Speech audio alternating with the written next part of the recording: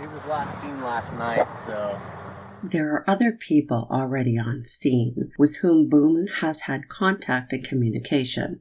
The responding officer will have to get everybody's name and information. What has been said, done, and observed at the very beginning is relevant and sometimes probative. Who pronounced? She did. Oh, right there. Did you call it? What time did you call it? I got a time for it. Hello there. Hi. Watch Boone's eyes when the officer gets there. It happens quickly. She looks, her eyes narrow, then narrow further. Conscious or not, she's sizing up the threat. Her hands remain clasped in front of her at chest level, holding that sweater closed, a protective gesture. She does say hi, but immediately closes her eyes and her lips, trying to block out everything in and out. Her eyes immediately look away, then her head follows. She seems worried about the officer's presence. When the officer says hi, Boone responds with a quiet hi and immediately looks away. There's no rule book for how to act in these situations, and this one reaction is not conclusive, but it's something to note. Boone seems to have some worry about the officer's presence. Now that still doesn't mean much by itself. After all, there is a body in her house, and she did have something to do with that. Some people are nervous around the police, even if they haven't done anything wrong. You live here? Yes. Okay, I'll talk to you. We gotta get some information I from the know. fire That's department. the property manager. I don't know if I should go tell him really quick or just so he knows what's going on. Where is he at? And you want that way. Oh, don't worry about that. We'll take care of that for you, okay? Interesting how she wants to go talk to the property manager at this moment. I think she's quite stressed by the presence of the officer and wants an excuse to walk away to get some relief. I don't know if they still teach police this, but years ago here, they taught that the first level in use of force is your presence. Having said that, even people who dislike police will express some level of hope when they need the assistance of the police. People with something to hide, however, remain nervous. I also notice what she's wearing, specifically that it's not pajamas. I know that sounds like a stupid detail, but you'd be surprised at what can come out of questions about what seems to be a trivial detail. Maybe she wears shorts and tee to sleep in. Maybe she got dressed before coming downstairs. Do they sleep in the same bed? If so, did she not wonder why he wasn't there and remember at that point? Does he usually get up before her? Are those the clothes she wore last night? Could there be evidence on her? She mentioned he had blood coming out of his mouth and she did CPR. Is there blood anywhere on her that could be explained by or show evidence of her CPR attempt? Just some questions. I had a cigarette, but I'll get it for you, okay? Wait 1 second, okay? I really need something to drink. Okay, I got my Dr. Pepper on the counter. Asking for a cigarette is normal. Chain smoking, when you normally don't, is not uncommon in a situation like this. But note that when the officer says, "in 1 second," Boone thinks about that for less than a second, then comes up with something different. She needs something to drink. She probably does need a drink. The stress would make her mouth dry. Going inside for the drink would give her a chance to grab her smokes. Most loved ones in a situation like this don't want to go past the body if they can help it. It's possible she's nervous, wondering what the police will find and wanting to take another look around herself to see if there's anything she might need to explain. That's only a possibility to consider and not a conclusion. She may well have simply wanted her smokes. And at what point did she put that Dr. Pepper on the counter? She was on the phone with 911 until first responders arrived. I'm questioning where in the timeline she called 911. When did she start CPR? That Dr. Pepper on the counter needs to be explained. Also note that the officer's answer was 1 second. Boone was informed she'd get her needs met, but she wasn't going to wait 1 second. She wants what she wants when she wants it. We'll have to wait and see if this is just a blip or something more. We've already been alerted to the possible presence of a couple of traits and behaviors. Possibly controlling, possible sense of entitlement, possible callousness, possible suspect. The officer was correct in not letting Boone go back in the house. The officer has a lot of things to think about and things to do right now, and preserving the evidence is critical. On the counter. Okay, we'll take care of you. Give me 1 second. You can't go back inside. What's going on? Who is he to you? Boyfriend? Yes, for like 3.5 years. What happened? He and I, we drank last night. We had a. Can you pass this to the around to the FD guys? Stop. They need to sign that for sure. They're with me, so they're not Oh, they're not leaving? anywhere. Okay. I think I'll walk around. No. Each of them has to, because this might be a real scene. So each of them has to put their name in. Normally I just put everybody. The officer recognizes this may well be beyond a routine sudden death. Yeah, you call it working. What's going on? So I just got here, so fill me in. No problem. Like, Yeah, he and I were putting a puzzle together. We've been doing some artwork together. You are putting a puzzle together? Yes, we have a puzzle that we started in there. Okay. Saying we drank shows that the drinking was significant in some way to Boone. I'm not seeing grief in her face, but I am seeing worry. She's starting her story with drinking and a puzzle rather than him getting into a suitcase. This part of her story is necessary in her own mind, but not really about the crux of the matter.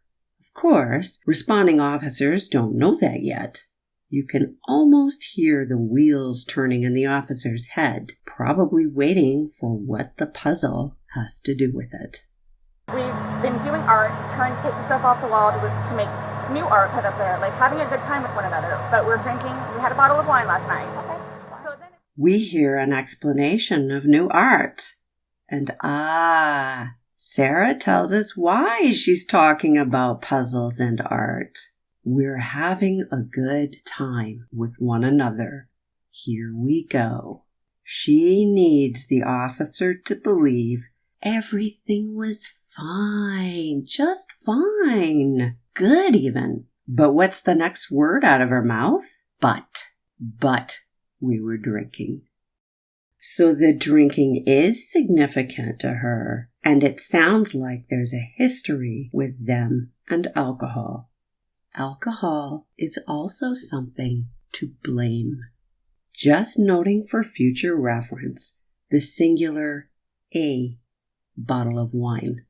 It depends on how well a person tolerates alcohol, but one bottle between two adults doesn't seem like much. We'll wait and see if what she says matches what they find and what role, if any, alcohol played. So then it's like, we decided to play hide and seek, right? Okay. So then it's like, long pause. She doesn't want to say it. She closes her eyes. Her arm comes down and she keeps her eyes closed for a second and drops her arm in defeat. When she says, hide and seek, her shoulders slump and she looks up at the officer like a kid admitting to dad she did something wrong. It's obvious it wasn't hide and seek. And she's telling us that hide and seek really means something else. Yet she can't bring herself to say it. It's hide and seek right. She wants the officer to go along, but notice the difference between her and the last person I did a series on. Boone closes her eyes and tilts her head down slightly. The other person in the previous series locked eyes and worked hard at sucking people in. That's not what's happening here. Boone is not acting like a psychopath. She's not happy with herself. When she puts her hand to her mouth, I thought at first that it was because she didn't want to say what she just said and didn't want to say what she's about to say, but it's possible she's done this because she feels a little sick. So he gets in the suitcase, okay? So, here we go. So, listen here, I got a story for ya. It was like this, see? She has recovered somewhat and is now looking at the officer. She has her story ready, such as it is. When she puts okay at the end of the sentence, she's saying, please follow along. Let's say he really did decide to hide in the suitcase. How then did he get zipped up in a way he couldn't release himself?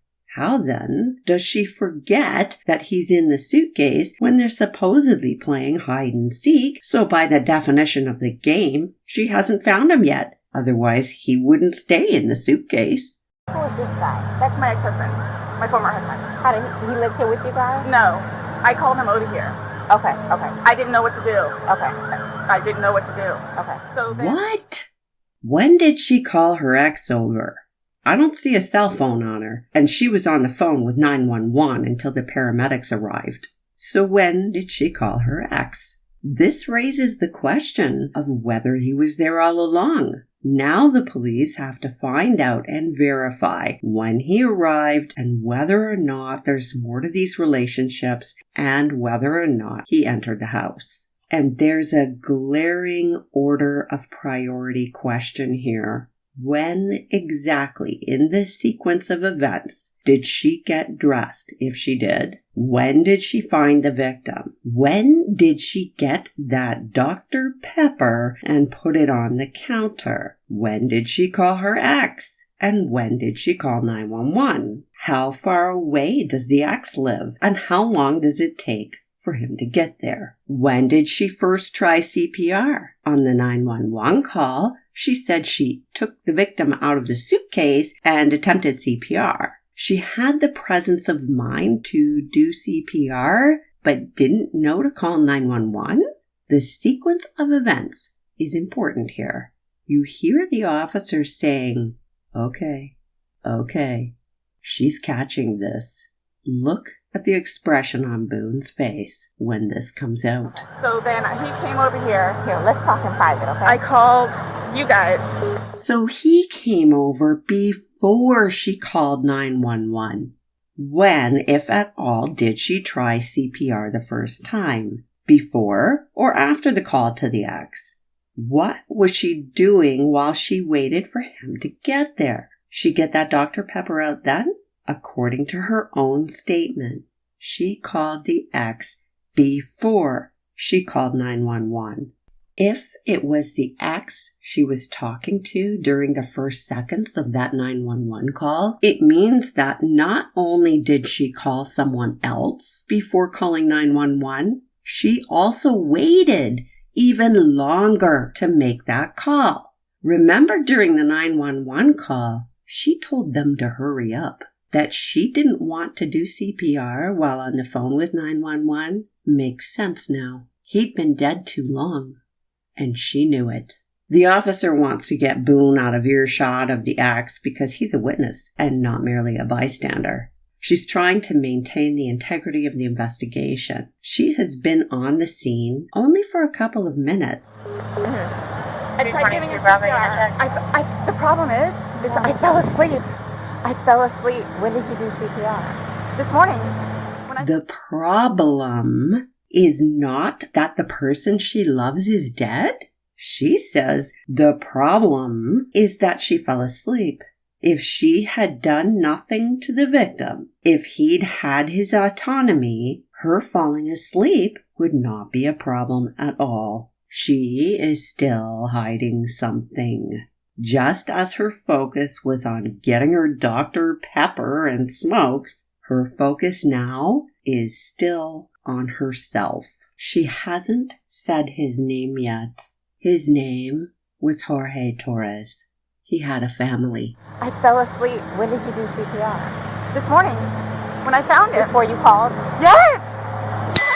When asked when she did CPR, Boone answers, "This morning when I found him," but immediately looks away. Not down and away, but up. She's escaping to think for a second, and her face starts to flush here. Boone is showing more upset here at the thought that maybe the officer is questioning what really happened than she did when she talked about the victim.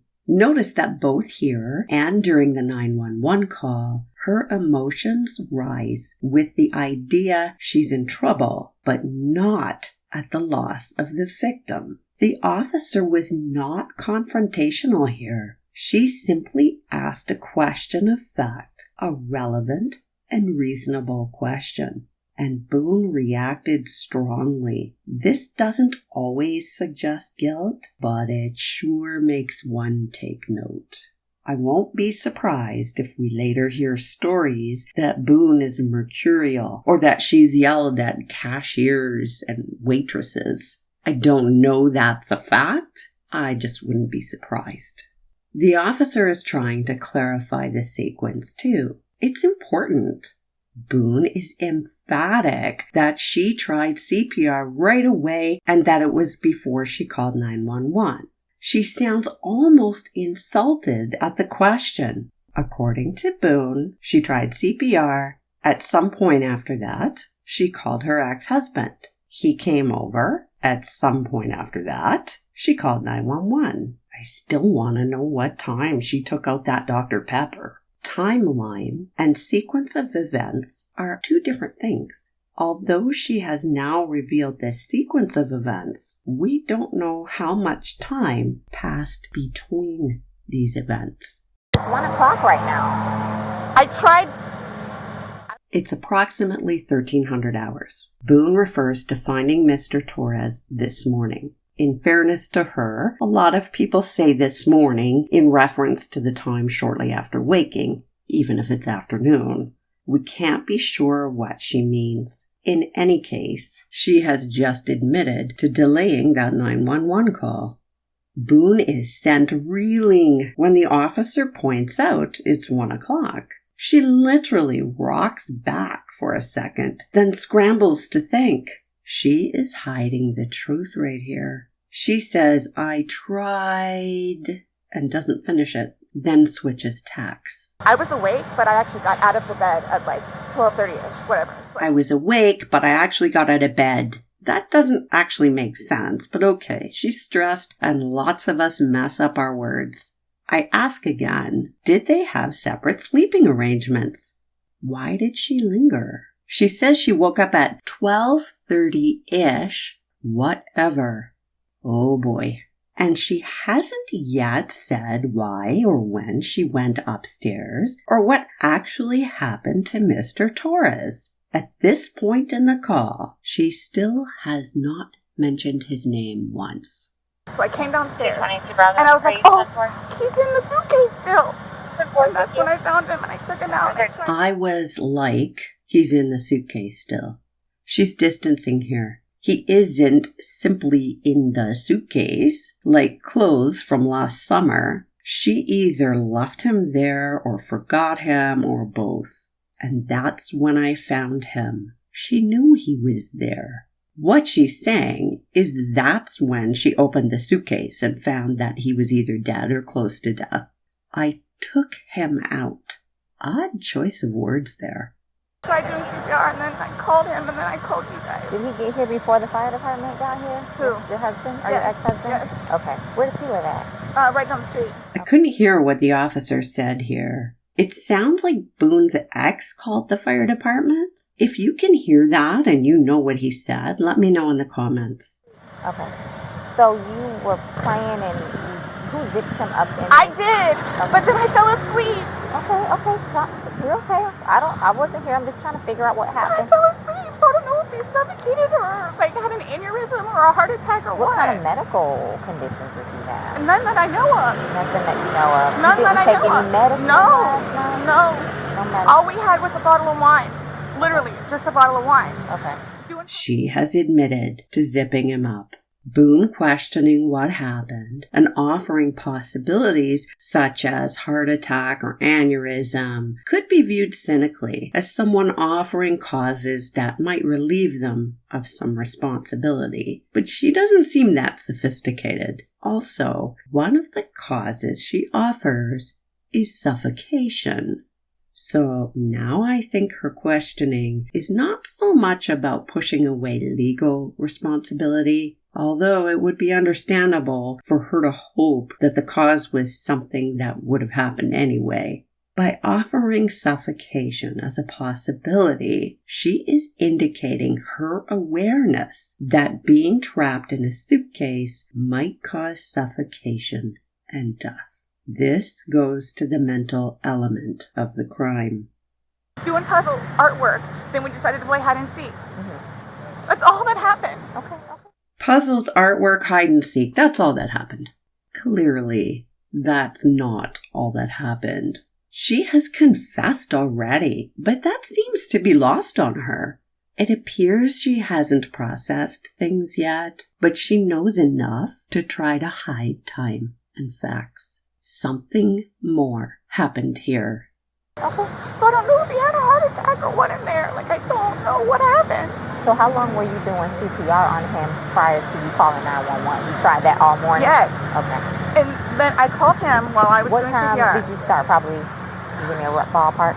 She answers yes to you try to help him, but doesn't answer the question about how long she did CPR. Here, let me fill this deputy in, okay? Please, may I have my Dr. Pepper? I am so cotton mouth right now. Ma'am, and you can't talk to him until we get done with this, okay? Just don't leave, okay, Brian? Thank you, ma'am. Well, I'm Appreciate out. it. Thank you. I'm getting Lucas eventually. I know. Do me a favor. Stand over there by that car. Give me 1 second.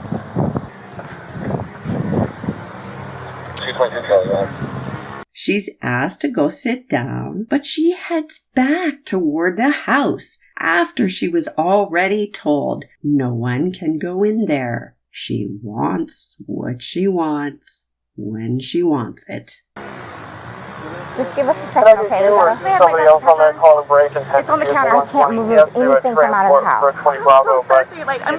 Here, I want you to sit down because I don't want you passing out. This is probably a lot for you to deal with, right? When the officer extends compassion, Boone makes a face at her that conveys, duh, you're stupid. Sit. I don't water. Just water. I can get you some water, okay? Just I want you not on your feet because I don't want you passing out on me. The officer has been there for less than 5 minutes. I'm going to split the video here. The rest is in part 2. Thank you for listening.